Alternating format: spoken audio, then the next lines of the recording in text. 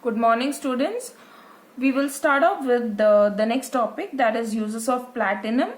Platinum is least reactive. If you look at the reactivity series, it is least reactive. It is used for jewelry making.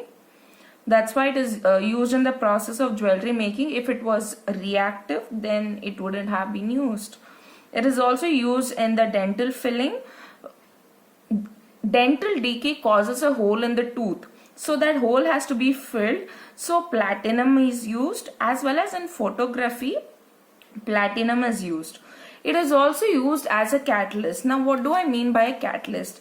Catalyst speeds up a rate of a reaction, okay, but it does not participate, does not get utilized in the reaction, but it will just speed up the rate of the reaction. It is also used in the manufacture of sulfuric acid and nitric acid. Corrosion of metals. A chemical reaction takes place between the metal and moist air, as a result of which metal gets tarnished. This is known as corrosion. So what do I mean by tarnished? Tarnished is nothing but damage that is caused. So there is a reaction that takes place between metal and moist air, because of which we see the metal gets damaged. This is nothing but corrosion. Silver. Silver is quite non-reactive, therefore it does not react easily with oxygen. But however, it combines with hydrogen sulfide. Now, when the silver combines with hydrogen sulfide, it forms silver sulfide, that is Ag2S, and hydrogen is being released. So it does not react with oxygen, but it reacts with hydrogen sulfide. Gold. It is non-reactive. It lies very low in the reactivity series. It remains unaffected by the atmospheric air or moisture. Gold is used for plating other metals. It means it is used as a coating on other metals. So gold is also least reactive. It is not reactive, and it does not react with the air or moisture. Aluminium. Aluminium reacts with oxygen to form aluminium oxide. Aluminium vessels lose their shine after some time. Why is it so? Because this is due to the formation of aluminium oxide, and aluminium oxide is quite non-reactive. Copper. It is quite a non-reactive metal. It corrodes slowly when exposed to moist air. Though copper is non-reactive, but when it comes in contact with the moist air, it slowly gets corroded.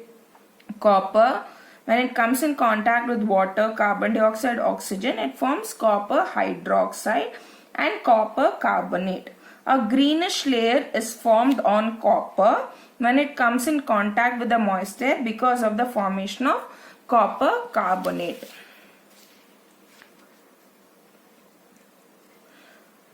Gold, platinum and silver are noble metal. It means they do not react that very easily, and they occur in free state. Since they do not react, that's why they do not combine with the other substance. They mostly occur in free state. Silver metal gets damaged on being exposed to air, as it reacts with hydrogen sulfide present in air to form silver sulfide. Now let us look at the uses of gold. It is again used in jewelry making for decorative purpose. Then it is used for electroplating. It means you are applying a coating of one metal on the other. So gold is applied on other metal, for example artificial jewelry, and it is used in dental fillings. I have already told you what is this dental fillings.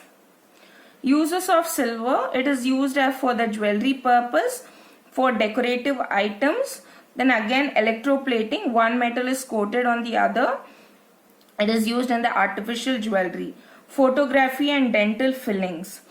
It is the best conductor of electricity, and it is used to make silver foil. Since it is the best conductor of electricity, it is also used in the making of electronic components. Iron. Alloys of iron are used for making buildings, iron sheets, bridges, iron bars, car parts, ships, engine parts. So usually iron is not used singly. Alloys of iron is used because iron gets tarnished when exposed to moisture. That's why alloys of iron is being used. As mercury is a shiny liquid metal at room temperature and can easily expand on heating, it is used in thermometers. Lead symbol is Pb. It is used in making automobile batteries and lead pipes. It is extremely malleable. It means it can be flattened out. It can be made into thin sheets. It is used for making waterproof edgings for roof. The edges of the roof are coated with lead. It is a waterproof coating. Noble metals, metals which react very rarely or which do not react at all, are called noble metals.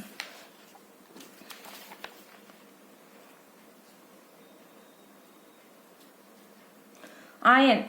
When an iron object is exposed to moist air, it forms a reddish brown flaky substance called rust. You would have noticed iron nail or any iron items, usually a reddish brown substance is being formed. Okay, this is nothing but rust. Corrosion of iron is called rusting. Iron, when it comes in contact with oxygen and water, it forms ferrous oxide and ferric hydroxide. Now, how can we prevent this corrosion? Why corrosion has to be prevented? Otherwise, it will eat up that particular metal and it will cause damage. By applying grease or oil. So, by applying grease or oil, it forms a coating of oil. It forms a barrier. So, thereby, oxygen and water cannot react with that particular metal. Even painting also acts like a protective barrier. What is this galvanization? A layer of zinc is deposited on the surface of an iron object. So galvanization is nothing but it's an applying zinc layer so that corrosion or the damage can be prevented. Alloying. Iron is alloyed with nickel, chromium and carbon. It forms stainless steel. Now I have told you iron as such, it leads to corrosion when it comes in contact with the atmosphere.